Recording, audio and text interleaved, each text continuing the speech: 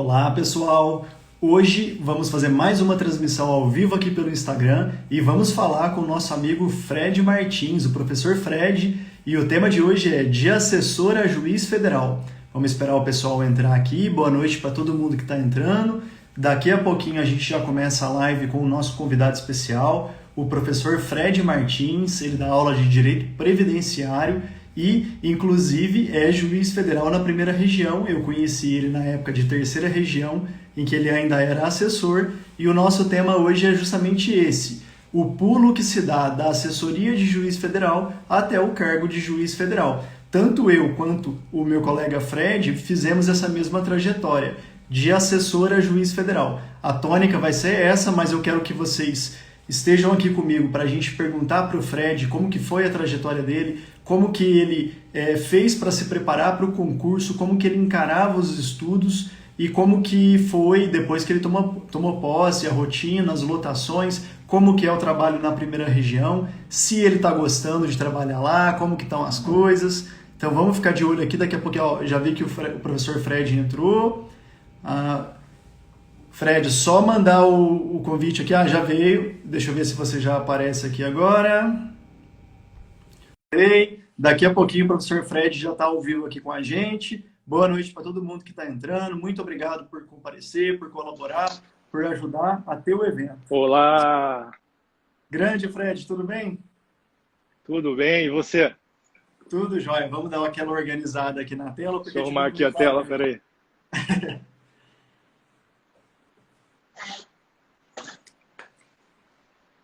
E aí, meu amigo Thales, tudo bem?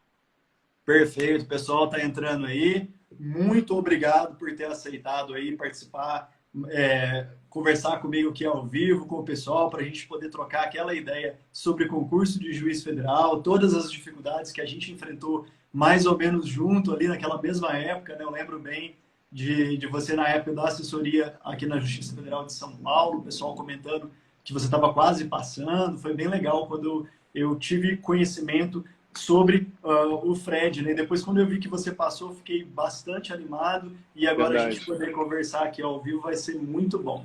É, É, isso é muito bom lembrar disso. daqui a pouquinho a gente segue uma ordem mais ou menos que eu tenho feito com o pessoal aqui, mas antes eu queria que você falasse para mim como que está aí a situação, que cidade que você está morando, como que está a vida agora, Fred? Thales, eu quero agradecer, antes da gente começar a conversar, pela oportunidade da gente estar aqui Opa, trocando nossas experiências, na verdade compartilhando, né? Porque a gente conhece um pouco já da trajetória um do outro. Mas as pessoas que estão nos assistindo, as pessoas que estão nos seguindo já tem um tempo, elas não conhecem, né?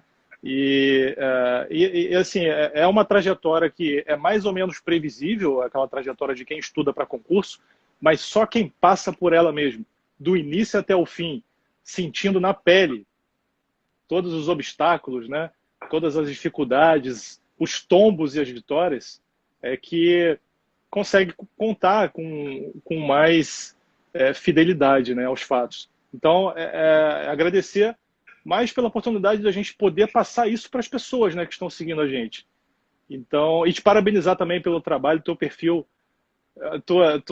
sua a arte visual, suas postagens, a maneira como você transmite isso. Eu vi os vídeos no YouTube também e me inspira também o seu perfil. Eu queria te parabenizar por isso. obrigado. E dar um oi para as pessoas que estão entrando aqui. Eu acho que tem gente do meu perfil, do seu, tá tudo misturando. E, Thales, atualmente, bom, eu passei no TRF1, no Tribunal Regional Federal da Primeira Região, e já rodei bastante, cara. O continente da primeira região, né? Já dei uma rodada boa por aí. E atualmente a minha lotação é no noroeste do Mato Grosso, numa Uhum. cidade que provavelmente poucos conhecem, chamada Juína. Sim, sim. Juína. Eu não conhecia antes de ir para lá. Eu não conhecia. Na verdade, claro, conhecia de ouvir colegas que já tinham ido para lá, né? Mas Sim. eu não conhecia. Então eu estou em Juína, mas pela pandemia agora, desde o início do ano passado, a gente tem trabalhado remotamente e assim, a gente se desdobra para poder atender também tudo, às vezes, na medida do possível, à distância. Mas se bem que agora as coisas estão mais assim conformadas e adaptadas dentro de uma tecnologia, dentro de uma forma de trabalhar, que tudo está fluindo bem, né? Sim. Então, hoje mesmo eu fiz uma audiência criminal e eu ia fazer um interrogatório com um réu indígena, que provavelmente ele ia falar, inclusive, da aldeia que tem internet. Bacana. Da aldeia de uma etnia chamada Cinta Larga. E então, assim, as coisas ganharam uma amplitude, né, de eficiência que a gente não tinha como imaginar isso no início do ano passado. É verdade. Então eu estou em Juína, mas já rodei, cara, já rodei. Eu virei uma espécie um pouco assim de juiz exótico, né? Porque eu fui... Então você promoveu aí, né? Oi? Você promoveu a titular. Isso, eu acabei promovendo, cara, porque o TRF1 tem essa peculiaridade. Abre umas vagas para titularizar em locais muito distantes, né? E poucas são as pessoas interessadas, né? Sim. E aí abriu, eu titularizei, na verdade, numa lotação anterior à Juína, que é num lugar bem longe mesmo, que a gente só aprende nas aulas de geografia, que chama Oiapoque. Eu fui para Oiapoque, lá em cima. Eu conheci Juína quando eu fazia concurso de servidor ainda, concurso para analista. Eu lembro que eu fiz uma vez o concurso para a região do Mato Grosso, eu fiz para Cuiabá, e aí estava inaugurando a vara de Juína, eu cheguei a me candidatar para pegar alguma vara lá, alguma vaga. Tá brincando. É mesmo? Mas não chegou em mim, não deu. Mas Caramba. eu quase fui para Juína também.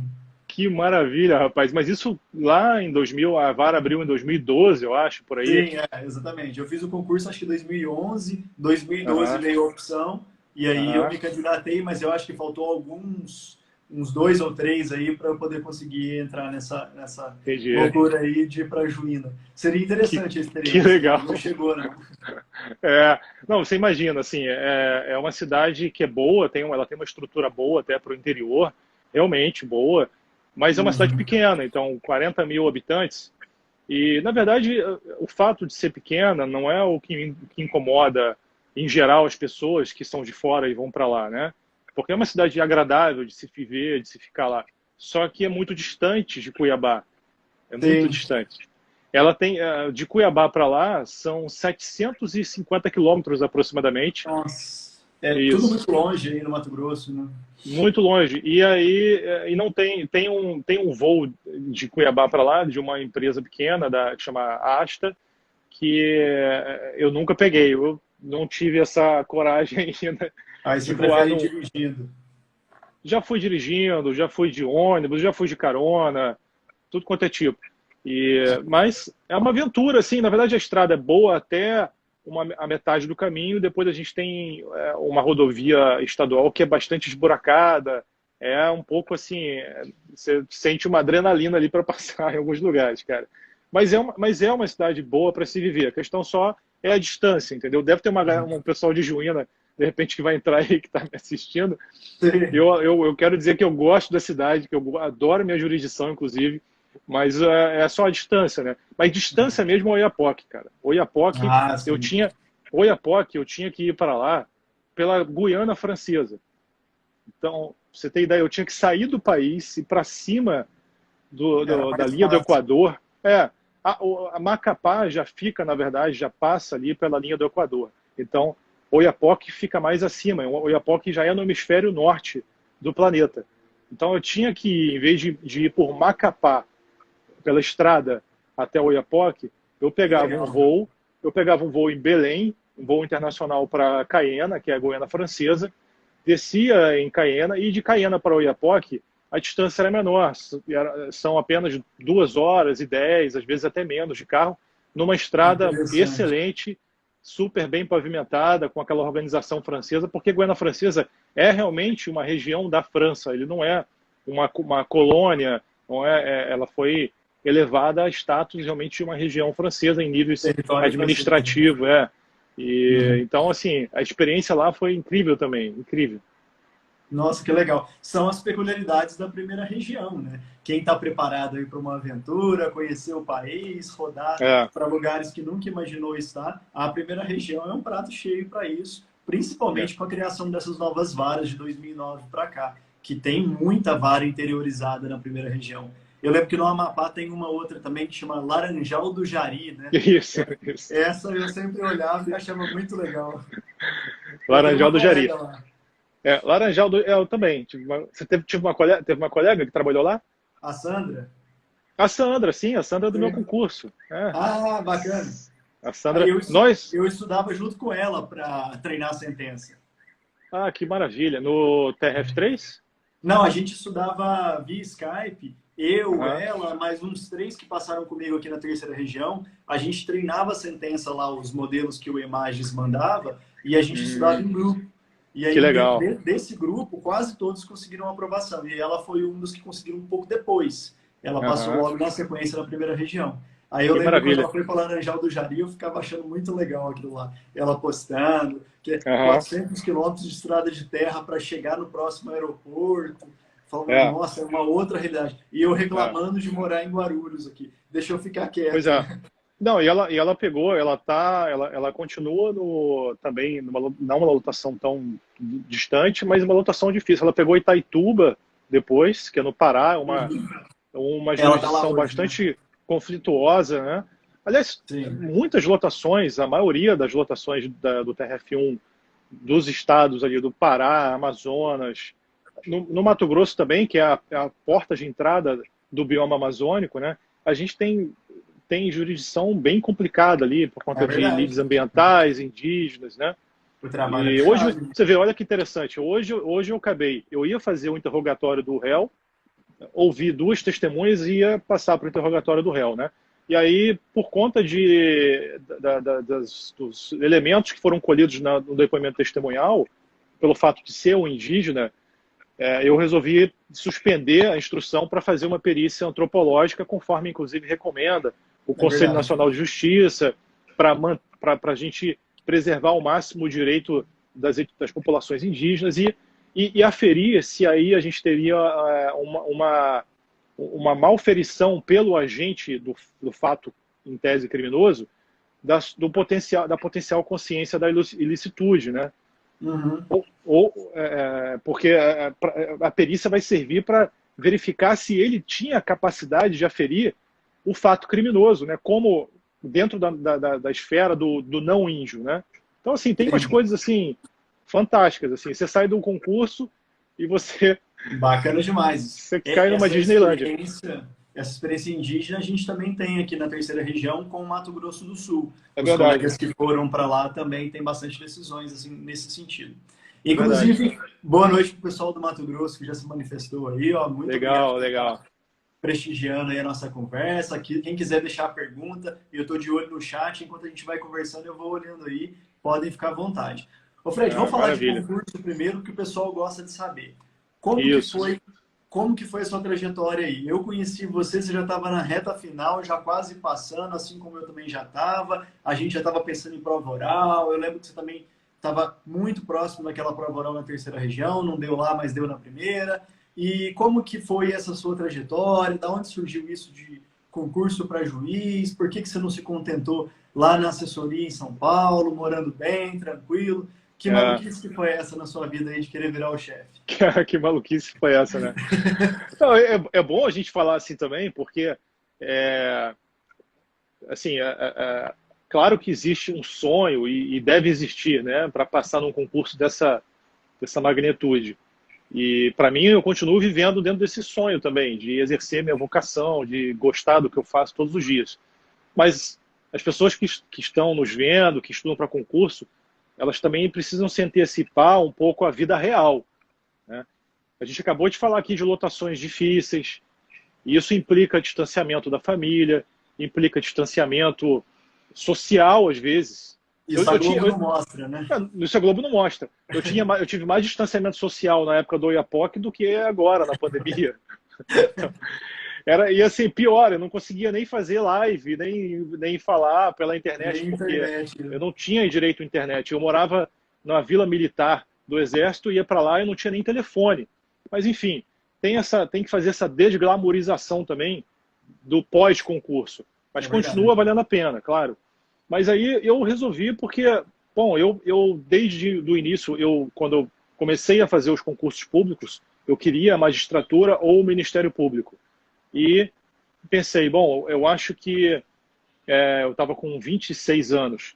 26 anos. Eu falei, bom, eu acho que vai ser um projeto de médio para longo prazo e eu não me sinto ainda apto a passar em pouco tempo. Eu estava ansioso, eu queria ter a minha estabilidade financeira num trabalho melhor e não queria advogar mais. Eu estava advogando no escritório, que é um escritório maravilhoso, mas eu não pretendia seguir ali, né? Uhum. Então, eu falei, bom, vou quebrar meu sonho em duas metas. Eu vou primeiro fazer concurso para analista judiciário, para técnico judiciário, Legal. para todos do Rio de Janeiro, que é a minha cidade natal. E depois que eu passar, eu vou estudar para magistratura ou Ministério Público, eu vou decidir. E aí, cara, eu fiz todos os concursos de analista do Rio na época, isso foi em 2007, mais ou menos. Fiz para o TRT, para o TRF da segunda região, para o TJ, e, e acabei passando em todos, graças a Deus, menos no TRF da segunda região, da Justiça Federal do Rio, que era a que eu queria, porque eu já tinha uma propensão a seguir a competência federal. E aí, cara, foi coisa do destino, né? Eu falei, bom, saiu aqui o concurso do Rio, desculpa, de São Paulo. Nossa, passando um avião aqui. Saiu. Vocês devem estar ouvindo aí, né? Sem problema. E sempre a gente não passa no que a gente quer, né? Desse jeito, né? Não, parece até um OVNI, de tão forte a turbina aqui. Cara, mas aí saiu o concurso de São Paulo, da Justiça Federal de São Paulo, da terceira região, e era o mesmo edital, o mesmo conteúdo programático. Eu falei, bom, por que não fazer, né? Porque se eu não passar, na época eu não tinha passado ainda no TJ, no TRT, falei, por que não fazer? Porque se eu não passar aqui, pelo menos lá em São Paulo, eu tenho essa carta na manga. Eu ainda falava assim, era muito bairrista naquela época, né? Carioca tem um pouco disso, depois sai do Rio e quebra a cara, né? Porque vê que tem lugares tão ou mais bonitos do que o Rio e, assim, melhores, né? Assim, eu falava, não vou morar em São Paulo, não. Quebrei a cara, né? Eu não passei no TRF2, fui lá para São Paulo, passei lá e acabei depois sendo convocado junto com o TJ do Rio e resolvi, no final do comparativo ali de remuneração e tal, de querer também conhecer, viver em São Paulo, falei, vou morar em São Paulo. Legal. E fiquei lá. E aí a minha decisão depois para realmente seguir para a magistratura federal e não seguir, por exemplo, porque eu já sabia que seria competência federal, mas e não seguir para o Ministério Público Federal, eu fiquei naquele limiar ali, naquela bifurcação, naquela dúvida, foi a minha proximidade e o meu trabalho na assessoria, que é, né, o tópico principal da nossa Legal, live legal. aqui, de mostrar essa transição.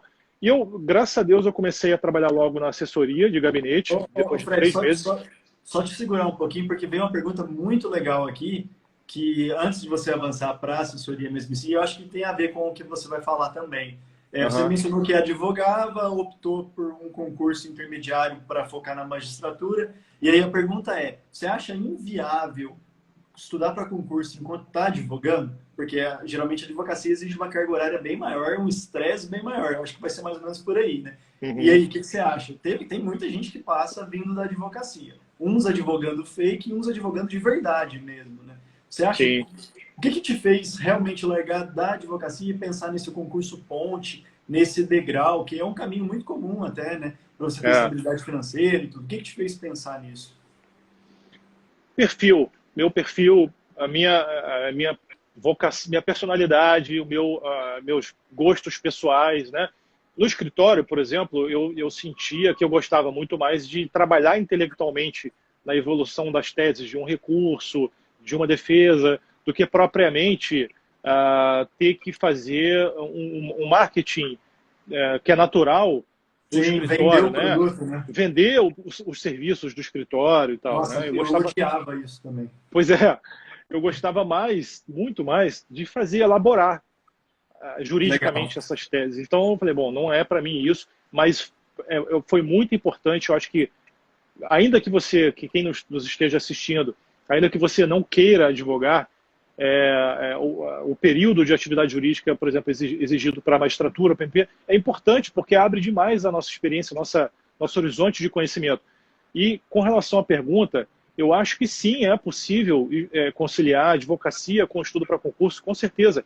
Eu diria mais até, eu diria que até melhor conciliar do que não conciliar, porque quem, pelo amor de Deus, não levem pro extremismo o que eu aponto aqui, cada caso é um caso, e todo mundo, em qualquer condição de vida, contexto de vida, pode passar. Mas eu acho que uma pessoa que só estuda, que não trabalha juridicamente, que não se provou no meio jurídico por qualquer tipo de cargo, vai ter mais dificuldade para passar no concurso do que quem está advogando, né, quem já ocupa um cargo público. Eu não tenho dúvida disso, certeza, sabe?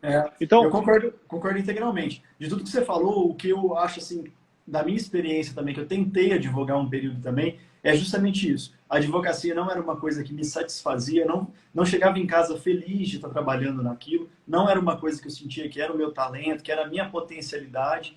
E se eu pensasse assim, para quem gosta de advocacia e faz por gosto e tem aquilo ali, uma profissão que ela acha interessante, é tranquilamente possível tocar advocacia com estudo para concurso, desde que você não fique 24 horas por dia na advocacia. Porque tem advogado que trabalha demais e realmente não vai conseguir estudar, nem vai ter tempo.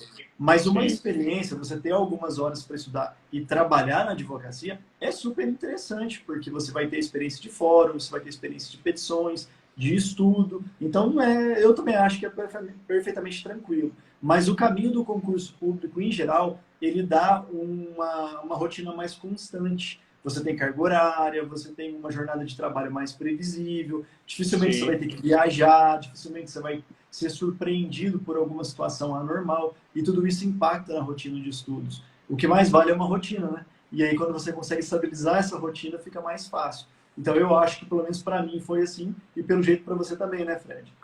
sem dúvida, sem dúvida. Eu acho que essa rotina é importante, é fundamental, e eu não vejo nenhum problema dela ser dividida com o trabalho, o cargo que você ocupa. É óbvio que a gente tem que, foi o que você falou, se for algum tipo de trabalho que vai te consumir absurdamente, aí é uma questão que você vai ter que, talvez, romper algum laço na tua vida, alguma coisa para poder dar um passo adiante. Talvez, às vezes, dar um passo para trás para dar um passo adiante. Por exemplo, foi o que eu fiz também. Depois de um tempo que eu estava no escritório advogando, eu engrenei nos estudos para concurso e resolvi sair do escritório. E aí, para não ficar completamente sem renda, sem nenhum dinheiro para comprar um livro, alguma coisa, eu comecei a trabalhar uma imobiliária de São Paulo, bem grande, chama Lopes Consultoria Imobiliária, as pessoas devem conhecer. E eu trabalhava de freela, assim, freelancer no final de semana, nos estandes de venda, ganhava uma diária quando eu ia para lá. E assim, não parava de estudar nas minhas horas vagas, entendeu? Mas Legal. assim, por que que eu digo assim que, até para não me contradizer com o que eu falei de que eu acho mais importante trabalhar e estudar, né? Nessa época eu saí porque o escritório, vamos dizer, já não estava me propiciando mais uma experiência saudável do ponto de vista do aprendizado, né?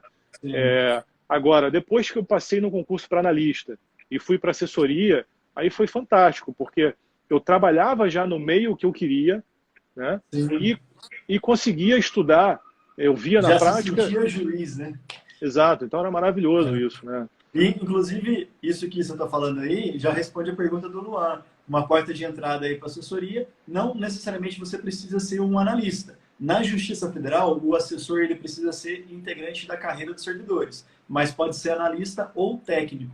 E a gente tem duas testemunhas aqui. Eu era técnico, o Fred era analista, e ambos fomos integrantes de assessoria de juiz. Isso não tem problema nenhum. Tem alguns TJs, igual o TJ de Minas, que é possível ser assessor de juiz mesmo sem ter cargo de servidor. Então, às vezes, os juízes convidam um advogado ou alguém que ele conhece que é formado em direito para integrar a assessoria dele, que ganha como cargo em comissão, né? Então não precisa ser servidor efetivo. Tem alguns TJs que fazem isso, mas na Justiça Federal não é possível. Mas e aí, Fred, entrou na assessoria lá em São Paulo, logo de cara, você estava mencionando aí para mim, eu também fui Foi, assim. foi. O Foi pessoal logo. já viu o potencial, já puxou. Você era do primeiro grau ou do segundo grau? Como é que Do era? primeiro grau, do primeiro Primeiro grau. Eu grau. comecei a trabalhar numa vara previdenciária, na secretaria, Pedro e Lessa. no, no Pedro Lessa não, no ministro, na Rocha Azevedo, no Ah, prédio sim, que junto com o divide criminal. junto com o criminal. Trabalhei ali numa vara previdenciária, na primeira vara do colega Marcos Orione, que já era titular Ah, naquela sim. época. Ele Uhum. também tem livro de previdenciário, enfim, um juiz assim que tem uma passagem destacada em direito previdenciário. E aí depois surgiu a oportunidade de eu trabalhar na assessoria. Depois de 3 meses surgiu a oportunidade de eu trabalhar na assessoria de uma juíza no Juizado Especial Federal, que apesar de ter uma ampla gama de processos, o principal é previdenciário, né?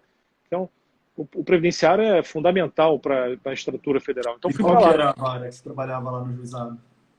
Cara, eu não me lembro agora, eu acho que era a sexta Tem vara muitos ou números, nona, né? nona vara, são muitas varas gabinetes, eles chamam É, de varas eu gabinetes. atuei 3 meses na 14ª lá.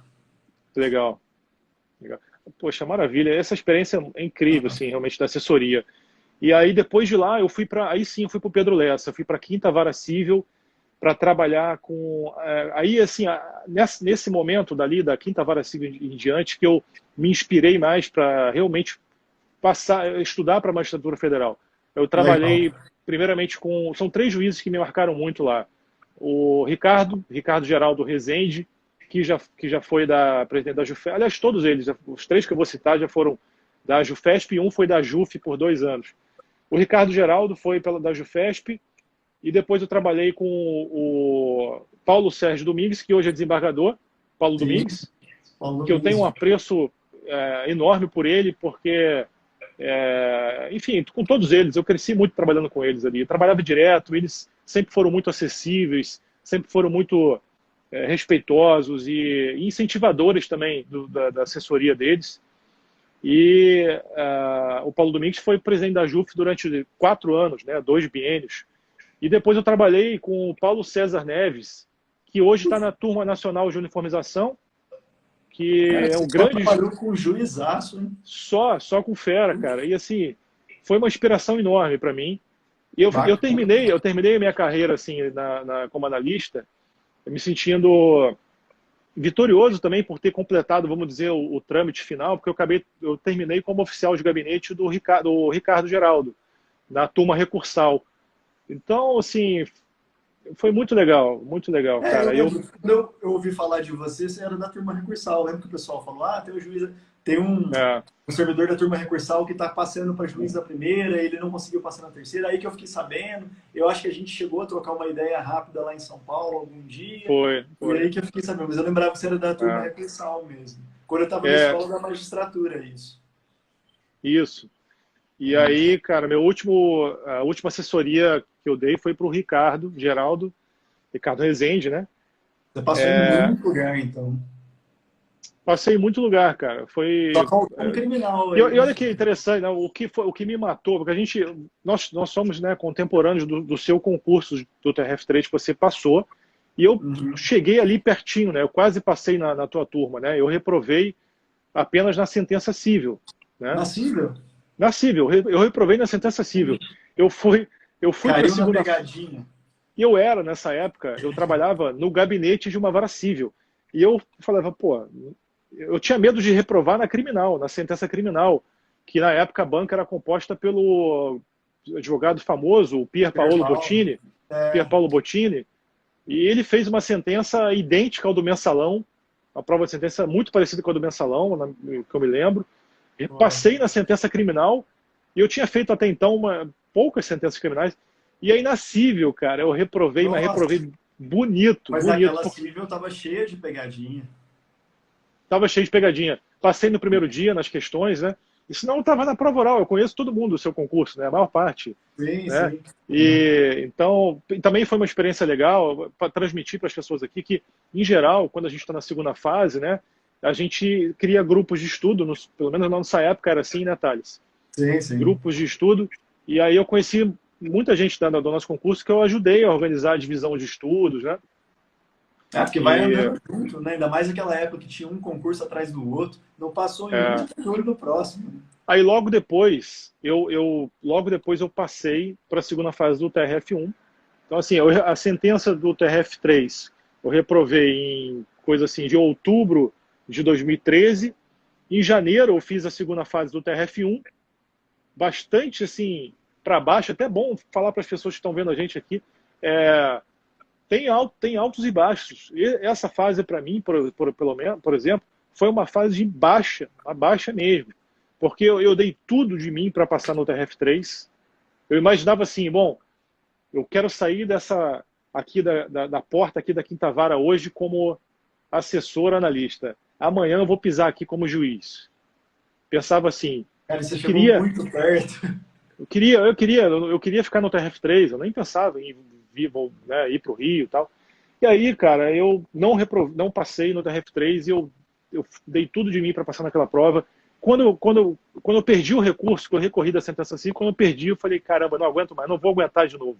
Eu não vou conseguir passar de novo por esse caminho que eu passei espinhoso, não vou aguentar. Então eu cheguei na segunda fase, cara, do TRF1, com energia assim, e tem muito para baixo. Interessante aí que a gente não pode deixar de falar, né?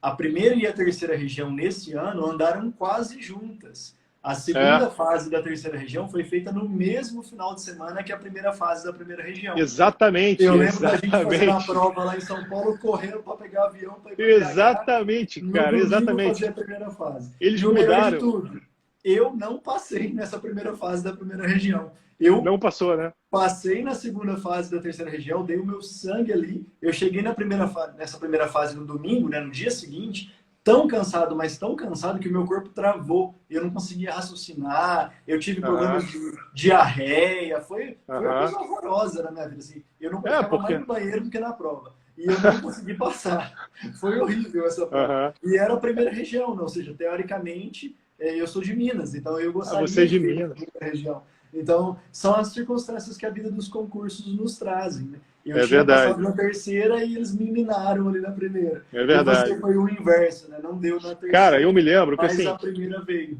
Uma situação engraçada. Eu lembro que a banca do TRF3, nessa época, justamente porque estava coincidindo com a primeira fase do TRF1, alterou a data das provas, né, dos 3 dias seguidos de prova, e botou assim, a prova seria sexta, sábado e domingo. Sexta, questões dissertativas, sábado, sentença civil, domingo, criminal. Aí eles passaram para quinta, sexta e sábado para dar tempo das pessoas irem fazer a prova domingo da primeira região, a primeira fase. A gente encheu um avião para BH, só de concurseiro. E eu morava do lado do TRF3 na época, em São Paulo, eu ia andando para minha casa, eu terminei a prova da sentença criminal estourado, acabado, mas ao mesmo tempo assim, super esperançoso. Eu falei, cara, vou passar, tô dentro, vou para a prova oral. Pô, reprovei na sentença civil que nada. Eu achei que eu tinha feito a sentença correta, civil, né? Todo mundo fez pela improcedência, eu lá, bonitão, fiz pela procedência e achava que ia passar.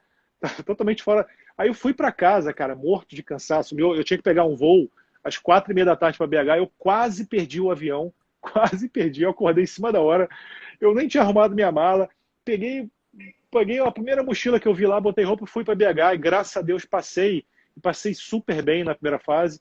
Eu fui para a prova oral até, no TRF3, eu fui para a prova oral no TRF3 e acho que em primeiro lugar, não, desculpa, no TRF1. No TRF1.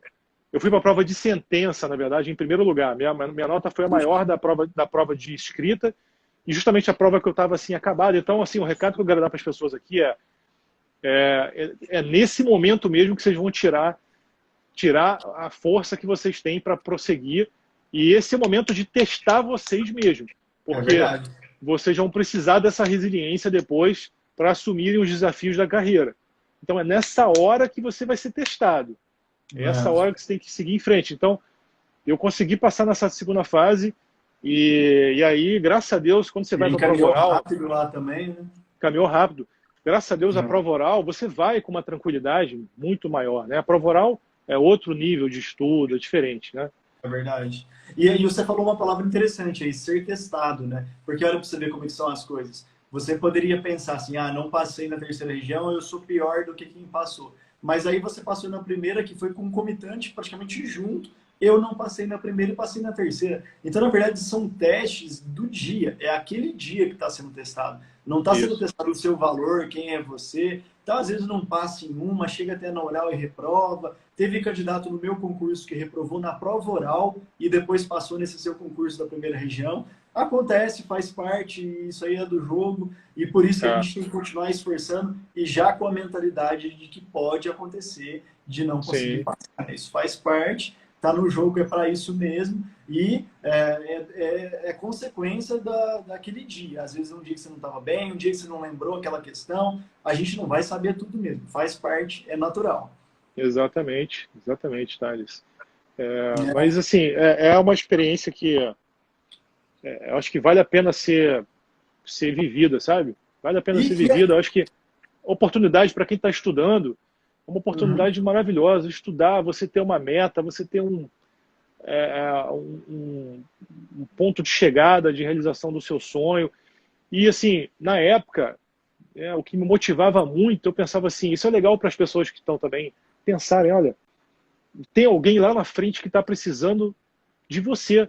Tem alguém lá na frente que você nem conhece ainda, mas que Tem uma está missão, né? esperando, cara, está esperando você passar no concurso para, num dado momento, receber o processo dela, apreciar, proferir aquela sentença que vai mudar a vida da pessoa ou resolver um conflito. Tem um caminho para ser Ou seguido aí. dizer o não que ela precisa, né? Ou dizer o não que ela precisa.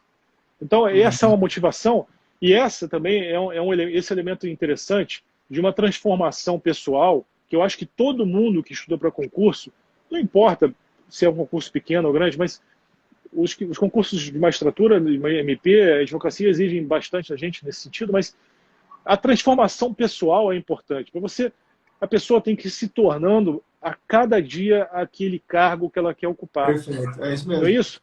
Todo Tem que dia. ir colocando na mentalidade. Se eu quero ser juiz, eu já tenho que pensar como um juiz. Um juiz e assim, você Como assumir as resolver os responsabilidades da casos, sua né? vida e assumir, exatamente, e assumir uma percepção de que você é, é um instrumento de realização de uma obra, de uma missão, né? Quem acredita em Deus nessa hora Ah, pensa sim. nessa força divina, quem não acredita pensa numa força maior que seja Missão de compatível com a tua vida, né? crença. Isso. Então, esse é o combustível. Esse é o combustível, porque se você ficar pensando só em você, pensando só no teu salário, que você vai ganhar, que no final das contas você vai ver que a carreira é cíclica, tem altos e baixos, uma hora está ganhando bem, outra hora nem tanto, né? Fora as porradas que a gente recebe, que tudo bem, faz parte, né, de Sim, críticas e tal. Então, não vai valer a pena. Esse combustível vai acabar no meio da estrada. O é teu verdade. combustível tem que ser outro, tem que ser outro. Tem que entender para que você quer ser juiz, para que você quer ser promotor, para que você quer ser delegado. É assim que funciona. Tem que ter um propósito nisso aí. Propósito, isso. Perfeito, Né? Né? perfeito. Agora, a gente falou da primeira região aqui, e eu acho que o pessoal que acompanhou a live desde o começo deve ter ficado com medo aí, né? Porque o É, colega Fred passou em tudo quanto é canto do Brasil, parece que é quase um peregrino pelo território brasileiro. Mas as lotações não são bem também assim, né? É possível você receber uma lotação ruim na primeira lotação, mas logo na primeira movimentação, uma lotação que te interesse mais ruim no sentido de não te interessar, né? uhum, E logo na sequência conseguir uma lotação que te interesse um pouco mais. Juiz é inamovível, sai se quiser, promove se quiser. Foi uma opção do Fred, né? Dar essas peregrinadas pelo Brasil aí. E conta pra sim. gente, qual foi a sua primeira lotação na primeira região? A minha primeira lotação foi como substituto, claro, né, o cargo inicial da Uhum. carreira, em Cuiabá. Consegui Aí, ó, uma uma cidade excelente, tirando o excelente, calor, né? Mas. realmente é bem quente, mas assim, tem lugares tão quentes quanto eu acho no Brasil e é uma cidade realmente muito boa. Eu terminei o concurso foram 57 aprovados no total, na prova oral, acho que foi isso. Eu terminei em oitavo lugar. Na fase de provas, eu terminei em terceiro. Aí, porque eu não Legal. tinha muito títulos, eu terminei em oitavo, caí para oitavo. Eu também dei uma caída boa nos títulos. Cara, me matou isso, mas Eu acho que assim, eu tudo estava em bem. quarto e fui para décimo, alguma coisa assim. É mesmo, maravilha, É, nossa, terminou super bem também na classificação das provas. E aí, Eu consegui a capital, Cuiabá, e fiquei 1 ano e meio lá. Uma cidade muito boa mesmo, uma seção judiciária maravilhosa, juízes super que compartilham, eram juízes que já tinham mais tempo de carreira e assim, Bem ajudavam. legal, né? Daí eu caí numa vara do Jeff, a nona vara gabinete do juizado. Trabalhei com um juiz também maravilhoso, que era titular na época, mas ele ficou 1 ano e pouco afastado para fazer mestrado. E então eu toquei a vara no exercício da titularidade, e foi um aprendizado muito grande. Bacana. E desde então eu tive uma experiência muito próxima com o direito previdenciário, né? Porque eu trabalhei numa vara que é juizado, mas 90% ou mais são processos previdenciários. Então essa é a minha primeira E, lotação. e juizado, a vantagem em relação à vara, mesmo a vara previdenciária ali em São Paulo, é que para o processo previdenciário ir para a vara tem que ser acima de 60 salários mínimos. No previdenciário, isso é praticamente uma exceção, né? A É, regra é o processo ser menos de 60 salários mínimos. é Então, o verdade. juizado ele tem uma variação muito maior de causas previdenciárias do que uma vara previdenciária. A minha experiência em juizado previdenciário me mostrou isso. Eu tinha que mexer em todo tipo de benefício. E hoje em dia que eu estou numa vara previdenciária, aliás, uma vara com competência previdenciária, porque a minha vara é mista, eu Aham, praticamente só faço tempo especial e tempo de contribuição. Os outros benefícios quase não chegam sim, para mim. Eu já estou sim. esquecendo tudo, Fred. Eu não sei como é que eu faço mais. Vai acompanhando meu perfil também, É, cara, estou que meu vendo ali que você foco está ali é postando bastante previdenciário. coisa. É. Nossa, e o previdenciário é muita coisa, e se a gente não tiver contato direto, É, aquelas regras específicas a gente vai esquecer mesmo. Um dia desses, até, eu conversando aqui em casa, eu tive que olhar nos meus modelos de sentença para lembrar o que, que eu decidia num ponto muito específico, que sei. surgiu a dúvida. Eu falei, nossa, eu não lembro o que, que eu decido aqui. Aí eu tive que Aham, abrir os modelos lá de 2014, 15, para ver o que, que eu decidia naquele aham, caso. E ainda mais sim. agora com reforma previdenciária e tudo. Então, pessoal, quem estiver acompanhando aí e não seguir ainda o professor Fred, faz o favor de começar a seguir, porque ele está Por postando favor. muita coisa, está postando temas aí de previdenciário para dar e vender, abrir um É, canal lá no Telegram. Telegram, né, no Telegram, para É, poder compartilhar material, conteúdo. Então, ó, aconselho totalmente a procurar isso. Quem sonha com magistratura federal tem que dominar direito previdenciário. tem que Qualquer dominar. banca de concurso vai te cobrar isso, Dominar. porque eles sabem que é o nosso feijão com arroz. Sim. E além disso, para quem também está advogando, né, Thales, é É um verdade. ramo do direito que tem um retorno muito bom, né? Sim, Porque tem muita condenação, a verdade é essa, muita condenação contra o INSS, e como você falou, a maior parte do juizado, então é pago por RPV, rapidinho, está ali na conta do rapidinho. advogado, na conta da parte, é muito Sim. rentável para advogado, né? A Justiça Federal deu uma otimizada, né, com os RPVs, o sistema é informatizado, não depende mais de ficar esperando papel, então deu uma melhorada boa nesses aspectos Sim, aí. O sim. previdenciário deu uma otimizada com os juizados. O problema é que tem muita cidade que o juizado travou. A gente sabe que tem muita cidade que a demanda, aqui em Franca mesmo, chegou a beirar 20 mil processos, tornou o Uhum. juizado completamente inviável.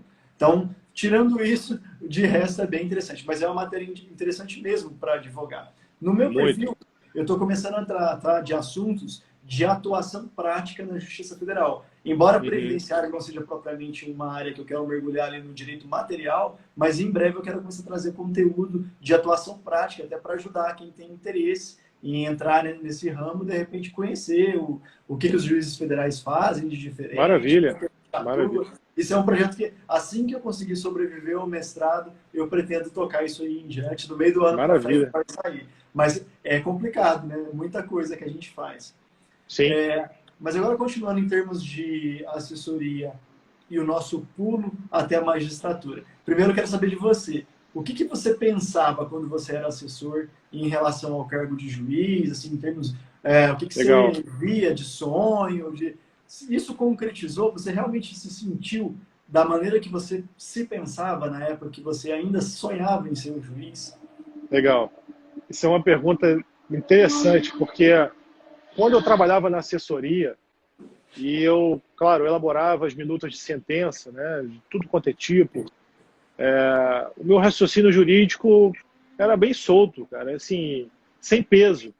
eu também adorava formular as teses, ou pela parte autora, ou pela parte ré, e a gente sabe que tem casos repetitivos, mas muitos outros não.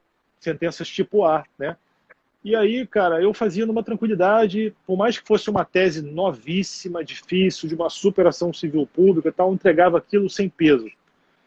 Quando eu fui assinar a minha primeira sentença, cara, eu lia, revia, pá, pô, com peso. A caneta Pede para alguém pesa. olhar, né? Pede para alguém olhar. A caneta pesa, rapaz, pesa. Então, essa transição foi muito interessante, que na hora que você realmente assume o cargo, você sente o peso da decisão. Você sente o peso da decisão. Você se sentar na cadeira do juiz e você saber que a vida das pessoas estão ali dependendo de uma fagulha de pensamento sua, às vezes, cara, Sim. né? Então, isso para mim foi a sensação mais notória entre o cargo de assessor e depois o cargo da magistratura, né? E Mas, principalmente a primeira sentença penal, né? Mandar alguém preso ali, botar pra fora. exatamente, Você fica lá olhando aquela sentença. Eu lembro que a minha ficou cozinhando na minha mesa, acho que uma semana, pronta, e eu não levava para a secretaria dar andamento nela. Eu ficava, mas será mesmo? Será? Não tem outra opção? exatamente. Você fica, aquela insegurança natural de agora eu vou assinar aqui e acabou, ninguém me É, faz mais, né?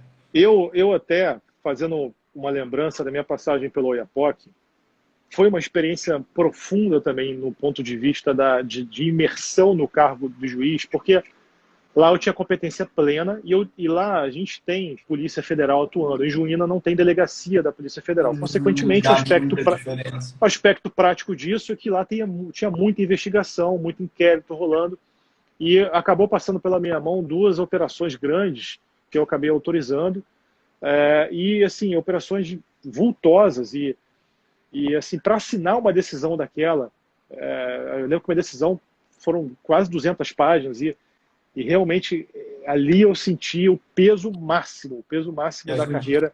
Nas fraldas jurídicas e já tendo que assinar. É, exatamente. Então eu pensava nisso, assim, quando na verdade eu pensava, pelo contrário, quando eu estava no quarto de assessor, eu pensava de maneira tranquila, deve ser fácil. Pô, é fácil, tá ali. Às vezes o assessor até pensa, poxa, tranquilo, a gente está fazendo aqui, o juiz em geral, ele vai, nem todos os processos ele vai pegar desde o início, ele vai só assinar, mas não é assim, Não é, não. não é assim, porque Nem que for uma leitura dinâmica e aquela analisada nos últimos atos, sempre não faz é, parte. sempre, sempre, e é claro, é humanamente impossível um juiz, por mais presente que ele seja, ele pegar e analisar o processo do início ao fim de todos os processos. É impossível. Você tem que ter um quadro de assessores realmente que vá fazer para você algumas minutas.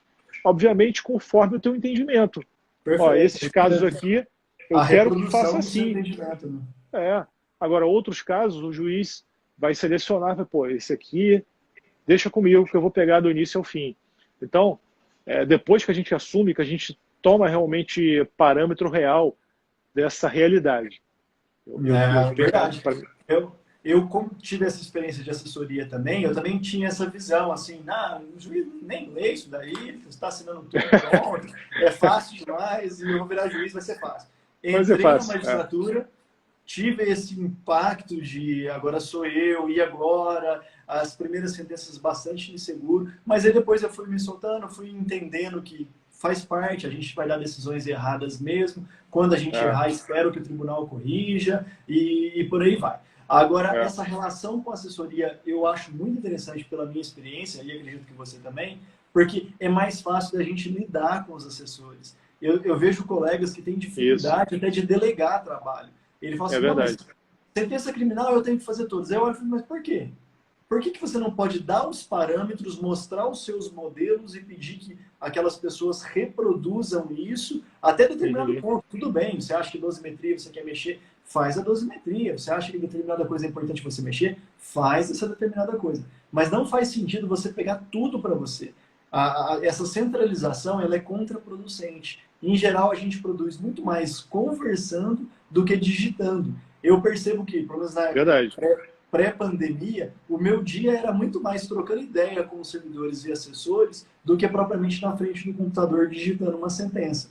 Mas o que eu estava fazendo? Eu estava falando, ó, nesse tipo de caso aqui, eu entendo que não, e o fundamento é esse, esse e esse. Esse outro, Isso. sim. Esse outro, talvez. E aí você vai parametrizando. De repente, chega no final do dia, você abre lá o sistema e tem um tanto de sentença que você falou, a pessoa É, montou conforme os seus argumentos, conforme o seu banco de dados, conforme tudo que é possível ali, o que ela pesquisou e tudo mais, e está lá o parâmetro. Você não concordou com alguma coisa? Muda. Você acha que é exato. interessante? Assina. E por aí vai. E aí eu acabei desenvolvendo essa capacidade de conversar mais do que de pegar para fazer. De maneira que eu consigo, ao mesmo tempo, resolver vários tipos de demanda eu mesmo, são os meus entendimentos, só que sem que eu precise parar tudo para fazer um processo só. Porque quando a gente Uhum. para tudo para fazer um processo só, o resto trava. Então, tirando causas muito importantes, como, por exemplo, uma operação grande, que nem você mencionou aí, uma decisão sensível, que aí é realmente importante a gente estar marcando Isso. junto, em geral, a gente consegue delegar o trabalho e trabalhar em equipe com a assessoria. Isso que é legal. Porque como a gente já foi assessor, a gente sabe como é integrar uma equipe, né? Eu sempre deixo Sim, claro para os nossos assessores que, ó, vocês são uma equipe junto com o juiz. A gente está aqui exato. junto. Né? Vocês vão me ajudar, me falando quando eu tiver feito coisa errada. A sentença está indo para publicar. Se você vê que tem alguma coisa errada, que está entendimento desatualizado, saiu o súmula lá, Exato. eu esqueci, me avisa. Porque é uma equipe, a gente tem que andar junto aqui, faz parte. E aí direto acontece isso. Um servidor estava lá estudando mais um determinado assunto, aí ele falou, não, isso aqui já mudou, aí saiu lei nova, aí a gente ia lá, atualizava o banco de dados, atualizava os nossos modelos, e a coisa anda muito melhor. Você consegue produzir mais em equipe do que sozinho. Isso é bem natural, né? Com certeza. Com certeza. E assim, eu acho que a tendência dos juízes hoje, não importa se são juízes antigos ou mais novos dos últimos concursos, é inevitável. Todos os juízes vão ter que fazer esse estreitamento com a equipe, com a assessoria, porque agora o PJE transformou todas as unidades judiciárias É verdade. num grande gabinete. Um grande gabinete. Tudo agora é trabalho intelectual. A maior parte, 90% ou mais, é Atualizado, trabalho você. intelectual. Né? Então, o juiz ele tem que realmente estar com ter esse contato estreito. Nesse ponto, eu costumo falar até para a minha equipe que juiz é aquele que é o cargo. Eu ocupo o cargo de juiz, mas o juízo, somos nós. Todo mundo. Eu costumo já ser um pouco mais radical, viu, Fred? Desde as É, minhas épocas de servidor, eu costumo falar assim: o bom juiz é aquele que chega na vara e não atrapalha o andamento dela. Porque, é, porque tem juiz que chega numa vara e ele acaba com o trabalho. Está todo é mundo mesmo. trabalhando, todo mundo produzindo, ele chega mudando tudo, É, criando mil e uma regra, tudo tem que ser diferente, tudo isso, tudo aquilo. Quando vê a vara trava, ninguém consegue fazer mais nada. Então, a é minha mesmo. prioridade sempre foi: eu não quero atrapalhar. Vamos tentar entender como está funcionando, tentar melhorar devagarzinho, mas a gente não pode ficar atrapalhando o pessoal a trabalhar, porque senão não vai andar, não. Tem É juiz que verdade. ele mais atrapalha do que ajuda. O pessoal fala assim: ah, a vara vai bem, o problema é o juiz. É verdade. É verdade. Então, perguntando, fazendo mais perguntas aí, quais as atribuições do assessor? É, Ele acumula. É, é, bom, são essas, né, Thales? O assessor realmente ele vai formular os argumentos jurídicos junto com o juiz, é uma cabeça pensante ali. exatamente. E eu trato os meus assessores, cara, como se fossem juízes. Eu converso com eles de igual para igual. Né? Exatamente.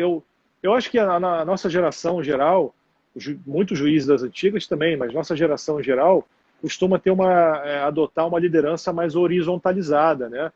Não naquele esquema top-down de eu sou o supremo aqui e vocês aí de jeito nenhum. E isso não Assessoria funciona. ali, que foi como eu fui tratado quando fui assessor, com todos Você foi esses muito bem juízes. treinado, né? É, então, a gente replica, e eu tenho certeza que você também. Eu tive a oportunidade de trabalhar com excelentes juízes também. Eu aprendi muito com eles em termos de construção de mentalidade de equipe, foi muito bom também. E tive a oportunidade de eventualmente trabalhar em substituições com juízes muito chatos. Sabe aquela substituição de 2, 3 dias, que o juiz que trabalha ficou doente e tal? Aí vem um juiz de outra cidade, o cara chato, tudo, ele quer mudar tudo, tudo. Aí eu ficava olhando e falando, meu Deus do céu, se eu trabalhasse com um juiz desse, acho que eu surtava. Então, ali você começa a dar valor também no juiz que é empenhado de trabalho, sim. Porque nem todo mundo é igual, né? Tem gente que é um pouco mais cri-cri, isso faz parte. E para ajudar aí na resposta, eu diria o seguinte, a questão de analista e assessor é que assessor seria uma atribuição especial para um analista. Analista é um cargo efetivo dentro da Justiça Federal, que pode desempenhar várias funções dentro de uma vara, mas como o Fred já mencionou, hoje, como a grande demanda está dentro do processo eletrônico, então, mesmo quem não tem uma afetação de assessoria, tem que analisar o processo. Vai ter que ajudar na produção de despacho, ajudar no andamento dos processos. Então, todo mundo vai ter que começar a pensar o processo junto. Não vai ter mais aquele carimbador. Eu carimbo o dia inteiro e depois cai o salário no final do mês. Exatamente. Cara, os servidores do judiciário são cabeças pensantes. Pra você ter uma ideia, meu primeiro dia, quando eu assumi o cargo de analista judiciário no TRF3, na Justiça Federal de São Paulo, nessa vara previdenciária, fui muito bem tratado lá. Foi uma experiência também que valeu a pena ter passado pela secretaria também, óbvio, isso é importantíssimo. Secretaria na época em que não tinha PJE, tudo processo físico. Rapaz, eu assim, nos primeiros dias eu numerava, eu fiquei incumbido de fazer a autuação dos processos e tinha que numerar, né? Então eu numerava umas 5.000 páginas por dia. Porque sai com a mão tremendo. Virei um carimbador mesmo, carimbava, passa. Isso não existe mais. Não existe mais. Entendeu? Mas eu acho que assim, a pessoa, seja qual for o cargo ou a posição que ela está ocupando hoje, é importante para o aprendizado. Não importa se você ainda é um carimbador jurídico hoje, não importa. Isso está te criando casca, isso está te criando experiência para você assumir, para você assumir uma missão maior daqui a um tempo. Todo trabalho é importante, não importa se é o trabalho de uma formiguinha ou de um falcão, não importa, todo trabalho é importante. Ô Fred, então vamos fazer o seguinte, vamos encaminhar para o nosso final aqui. Eu adorei a pergunta aqui do professor Lucas Pasquale, muito obrigado por estar acompanhando, por mandar a pergunta, boa noite para você aí. Você viu aí? O fato de ser assessor de juiz facilita passar em concurso? Essa é uma pergunta que muita gente me faz, porque ela é polêmica desde a minha época de concurseiro. Eu lembro de ter pessoas que falavam assim, esse negócio de concurso de juiz é para quem tem cargo de assessor, e é muito mais fácil para eles têm caminho facilitado, ou vai chegar na prova oral, eles vão passar ele mais fácil. Eu já ouvi várias coisas assim. O que você acha? Não, eu acho que não existe uma posição absoluta para essa resposta. Eu acho que pode ajudar para aquele que realmente aproveitou a experiência como analista, mas é bom, resumindo, é bom, claro que é bom, foi uma experiência que me deu muito preparo para a prova, com certeza, inclusive depois para assumir o cargo, mas não é condição sine qua non para passar outros cargos, inclusive quem não estuda.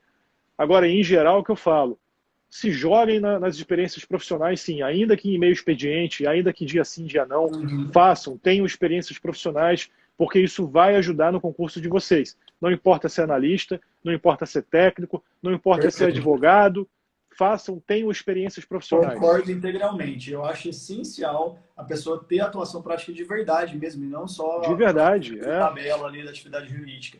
Porque é um engrandecimento pessoal. E quando você começar a trabalhar, você vai ter menos esse efeito medo. Né? Vai ter o medo que a gente teve, foi rápido. A gente teve 1 ou 2 semanas e já se soltou. Tem gente que fica travado nos primeiros anos da carreira. Porque é uma responsabilidade muito grande ser juiz, promotor, delegado, e às vezes logo de cara você vai ser chamado a essa responsabilidade numa grande operação, numa situação em que você vai ter que dar uma decisão ali ao vivo e a cores na frente de várias autoridades. Então você tem que estar preparado, inclusive mentalmente, para isso. E você trabalhar, você atuar, te ajuda nisso. Exatamente. Me ajudou muito, né? A insegurança de trabalhar naquele cargo, né? Me ajudou muito nesse aspecto. E uma coisa que eu sempre falo em relação à assessoria, concurso público, é que a assessoria não dá uma vantagem especial, não. Eu não concordo com quem diz isso. Na realidade, a atividade de assessoria que eu conheço, de todos os assessores que eu conheço, geralmente isso aí cansa pra caramba. A gente chegava em casa, não sei se é o seu caso, mas eu tinha dia que eu chegava em casa esgotado, não conseguia nem Sim, estudar. E ainda ficava também. pensando, nossa, se eu largar a mão de assessoria e for para a secretaria, às vezes eu consigo chegar mais animado para estudar, né? Pode ser uma possibilidade, uma estratégia de ação.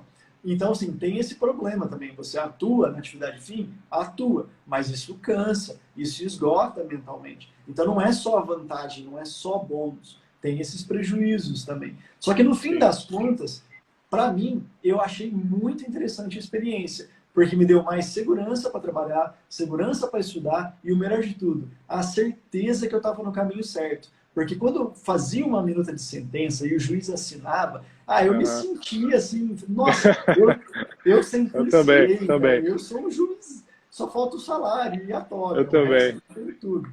Então, e isso vai te ajudando nesses aspectos mentais, esses aspectos que estão até fora do mundo dos concursos, não é nada científico. Então, eu acho que é uma experiência bacana, uma experiência válida, mas quem não tiver a oportunidade de ser assessor, tanto faz. Que nem o Fred falou, procura alguma outra área para trabalhar, advocacia de meio período, ou voluntariado, tem várias Isso. oportunidades de você ter Só contato. um detalhe importante também para quem... Uma colega falou agora sobre acho que o assessor fica sobrecarregado. Sabe o que também era bom? É porque a gente tinha um expediente certo. Eu entrava no horário certo e saía no horário certo. A Eu gente não também. tem isso no serviço público em geral, não tem aquela coisa de você, né? Poxa, eu vejo as pessoas trabalhando na iniciativa privada, geralmente são ambientes assim sem limites. Você É verdade. trabalha, você dá literalmente a sua Pra vida pelo fora. trabalho, né? Então assim, minha esposa está rindo aqui, que é mais ou menos assim, eu vejo isso, cara, é impressionante, sim, sabe? Então, a gente tinha horário certo para entrar, horário certo para sair. Então você consegue planejar a tua vida. Isso, você fica cansado lá, Cansa, mas depois você vai mas estudar. tem um limite, pelo menos. Né? E também é o seguinte, por isso que é importante, eu sempre uso essa expressão, medidas compensatórias na tua vida. Você se matou de trabalhar, está com a sua cabeça fervendo, cara, vai fazer, chegou em casa, faz uma meditação de 30 minutos, Opa, dá uma relaxada. Né? para na padaria ali, toma um café gostoso. São Paulo, então, pô, eu parava todo dia na Bela Paulista, cara, que lugar maravilhoso. Todo dia eu tomava meu cafezinho lá. As dicas aí do Fred vão fazer você engordar, não faz isso não. Academia também, 3 vezes, que seja 3 vezes por semana. Tem que dar uma Tem que tirada de dar, é um cabeça. projeto olímpico. Eu saía da assessoria, passava na casa da minha mãe, eu morava sozinho nesse período de estudos, passava na casa da minha mãe, jantava com ela, ficava uma meia hora, 40 minutos ali assistindo televisão com ela, que ela gostava. Legal. Depois eu ia para casa estudar. Eu fazia isso como rotina, porque aí eu falava, não, vou quebrar um pouco, desligar um pouco ali do trabalho e depois eu vou para casa. E dava certinho. Chegava em casa, tomava banho, 8h30 mais ou menos eu estava na minha mesa de estudos com a cabeça já pronta para a porrada. Nem Legal, todo dia consegue, né? Tem dia que está cansado e não Tem vai. dia que não, faz Mas em parte. geral a gente acostuma com a rotina. Ô, Sim. Fred, então, só para a gente fazer uma pergunta final aqui, que eu gosto de fazer para todo mundo, e essa pergunta não pode faltar. E aí, ó, já tem alguns anos que você é juiz, 6 anos, né, pelas minhas contas, para 7 anos já. Vai fazer aí, seis. Mais de 5, pelo menos. Né? E aí, 6 você anos. encontrou o que você procurava? Você acha que realmente era a sua carreira? Está satisfeito? Quer meter o pau na carreira da magistratura federal para o pessoal ver? Fala para mim, o que você acha? Tem ninguém no CNJ assistindo, não, né? Não, essa aqui é proibido CNJ. Não, tô brincando. Com certeza me encontrei, cara. Eu não tenho dúvida de que é a minha vocação. Eu não tenho dúvida disso. Eu realmente amo o meu trabalho, amo o que eu faço. E mais ainda isso, que bom que a Constituição permite que o juiz trabalhe na docência também, né? Sim. Que a magistratura pode ser dividida com a docência desde que haja compatibilidade. Claro, alô CNJ. Compatibilidade.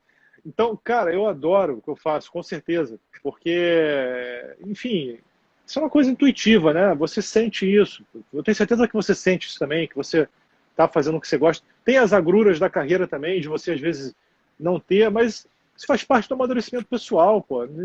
Ninguém aqui, né? Ninguém vive num conto de fadas aqui. A gente está vivendo a realidade. Tem dificuldades também, mas faz parte. Qualquer carreira a gente vai ter isso. Ah, faz Estou parte. muito feliz, estou muito feliz. Ó, valeu demais, Fred. Fiquei muito satisfeito de ter essa conversa aqui com você, ao vivo, com o pessoal. Então, tenho que agradecer primeiro a quem entrou aqui, que deixou pergunta, que participou, que colaborou, que fez acontecer aqui com a gente. Queria avisar que essa live vai ficar disponibilizada tanto no meu perfil aqui do Instagram, quanto também lá no canal do YouTube. Eu pretendo, até amanhã, no final da tarde, jogar em um outro formato para poder ficar mais fácil de assistir lá pelo YouTube também. E Legal. não deixem de seguir o professor Fred. Muito obrigado, Legal. Fred, pela oportunidade de conversar, de dialogar, de trazer esse conteúdo bacana, a sua experiência de vida, a sua experiência de magistratura federal aqui para esse canal. Fiquei muito satisfeito mesmo de te rever, ainda que virtualmente, né? A pandemia exige Sim. isso. E espero que em breve a gente consiga fazer conexões de aulas, de repente até quando o mundo Sem voltar a dúvida. funcionar aí, para a gente trabalhar no seu previdenciário e de vez em quando no meu criminal, aí por que não, né? Então, espero que a Maravilhoso. gente consiga isso em breve. Vai ser Crimes, um privilégio muito grande. crimes contra a Seguridade Social. Tá contigo, pô. Opa! Eu dou aula disso em pós de direito previdenciário. Pô, que legal, cara. Legal. Uhum. Com certeza. Eu estou muito feliz também. Obrigado. Muito mesmo pela Opa. oportunidade. Então, beleza. Tá? Obrigadão, obrigado a todo mundo. Um grande abraço. Vamos encerrar aqui e já vou Valeu, deixar pessoal. disponibilizado aqui no Instagram essa live, viu, pessoal? Até mais. Beleza. Boa noite para todo mundo. Até mais, Thales. Um abraço. Um abraço.